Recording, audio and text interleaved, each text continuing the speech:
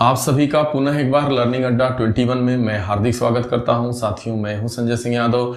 साथियों, आज की जो वीडियो ली गई है यह आपकी गणित के अंदर छूट पर आधारित यानी डिस्काउंट से रिलेटेड जो यहाँ पे क्वेश्चन लिया गया है, छूट पे आधारित यहाँ पे सवाल आपका 2 लिया गया है और ये दोनों सवाल जो है पुलिस भर्ती परीक्षाओं में आपसे पूछे गए हैं।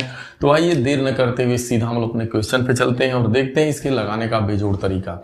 देखिए, 30% और 10% की दो अनुक्रमित छूट देने के बाद एक वस्तु को 945 रुपया में बेची गई वस्तु का लागत मूल्य बताइए। यहाँ देख रहे हैं आप इस सवाल में आपको छूट दिया है और वह भी छूट एक न देकर के 2 छूटें हैं। पहली छूट 30% की और उसके बाद वाली छूट आपकी 10% की है। 2 छूटें हैं और ये कह रहा है कि छूट देने के बाद वस्तु को 945 रुपये में बेचा जाता है। यहाँ विक्रय मूल्य दिया हुआ है और आपसे उसकी लागत पूछी जा रही है, यानी आपसे क्रय मूल्य पूछा जा रहा है। जब भी ऐसे सवाल आएंगे यहाँ थोड़ी ध्यान देने की जरूरत होती है।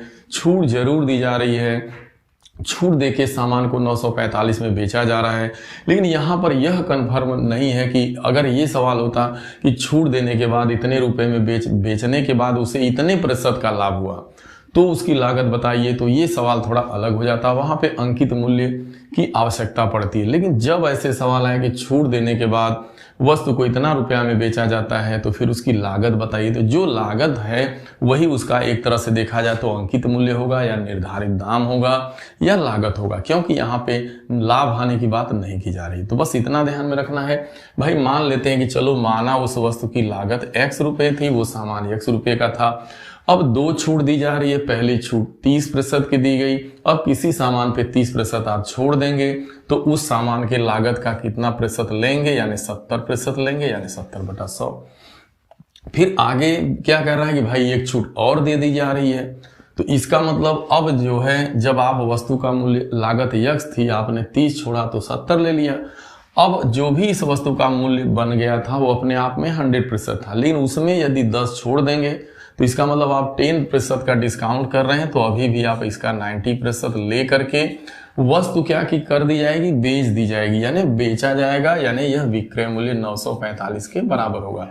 देखा जाए तो यहाँ पर जो ये आप विक्रय मूल्य निकाले हैं लागत x मान करके, यह वस्तु का विक्रय मूल्य है और प्रश्न में वो विक्रय मूल्य दिया कितना है भाई, 945 रुपये के बराबर, यानी विक्रय मूल्य बराबर विक्रय मूल्य। प्रश्नानुसार विक्रय मूल्य 945 रुपये है और जब आप मान करके जब उसको बेच रहे हैं लागत x मान आपने 30 छोड़ दिया तो 70 लेंगे, फिर 10 छोड़ दिए तो 90 लेंगे लिखेगा, और इसे ही हल करेंगे तो यह वस्तु का विक्रय मूल्य आएगा। अब यहाँ से लागत हमें बतानी है x, तो अब 945 में गुणे 100 करेंगे और यहाँ 70 गुणे 90 आप करेंगे। 2 0 से 2 0 कटेगा 100, फिर 9 से काटेंगे 9 पचे 45, अरे 9 इकाई 9, 9 पचे 45, 105 होगा, और 7 से काटेंगे तो 7 इकाई आपका 7 हो जाएगा और 7 पचे 35, 100 का गुणा करेंगे 1500 रुपये आ जाएगा, यानी वस्तु की लागत कितनी आ गई आपकी 1500। और आप देख भी रहे हैं कि इसमें जो भी आंसर दिया गया था ये आपके विक्रय मूल्य से अधिक ही दिया हुआ था। तो ऐसे में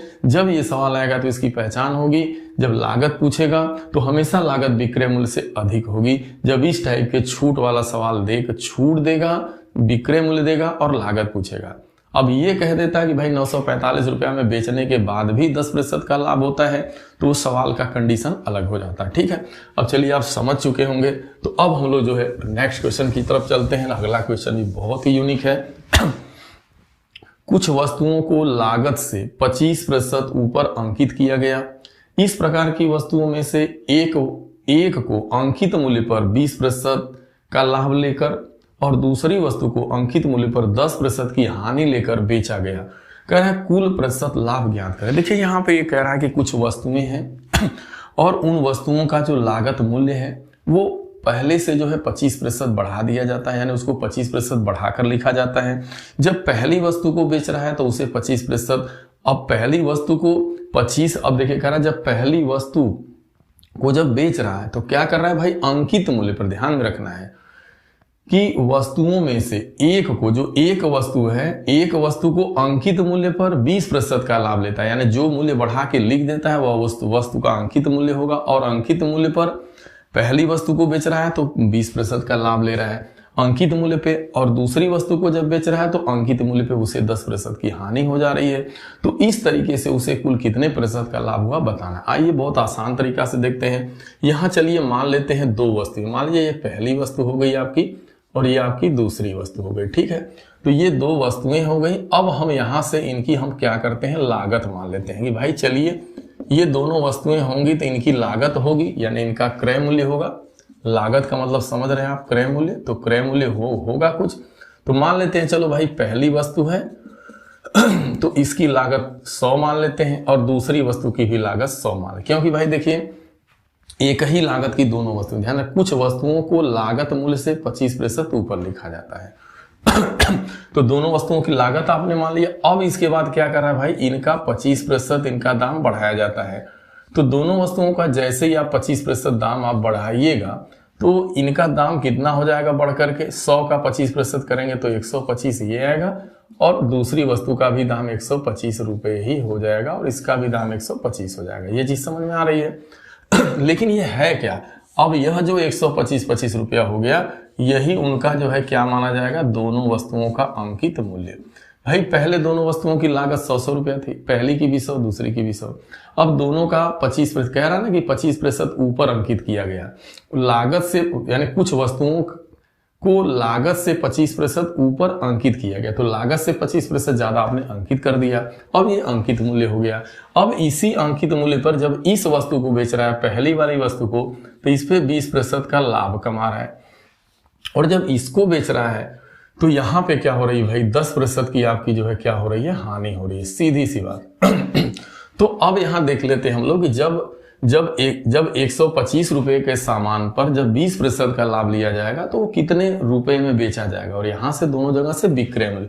तो यहाँ से जैसे ही विक्रय मूल्य निकालेंगे आप तो कैसे निकलेगा भाई, लागत तो 25 बढ़ा दिया तो अब इनकी लागत पहले 100 थी, अब बढ़ करके 125। यहाँ प्रश्न में स्पष्ट लिख रहा है कि अंकित मूल्य पर 20% का लाभ लेता है, यानी जब बेचेगा तो 100 में नहीं बेचेगा, 125 में। अब वो 125 में बेच करके 20 का लाभ कमा रहा है, यानी 125 गुणे 120 बटा 100 कर देना है, क्योंकि विक्रय मूल्य बराबर होता है क्रय मूल्य गुणे 100 धन लाभ बटा 100। लाभ हो रहा है तो 100 में जोड़िएगा 20, 120 बटा 100। और यहाँ पे विक्रय मूल्य क्या होगा भाई, तो यहाँ पर भी अंकित मूल्य 125 ही है, लेकिन हानि हो रही है 10 की हानि हो रही है, यानी 90 बटा 100 कर देना है।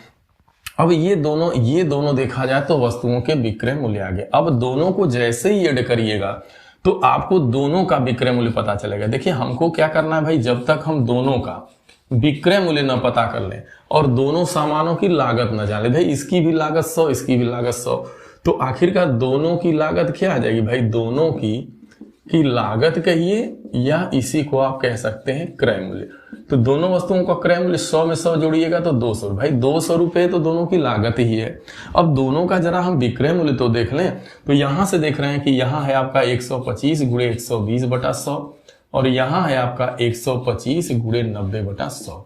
तो यहाँ जैसे ही 125 आप कॉमन लेंगे तो देख रहे हैं कि 120 दोनों का हर बराबर है, तो आपका 120 बटा यहाँ पे 100 होगा और ये 90 बटा 100 होगा।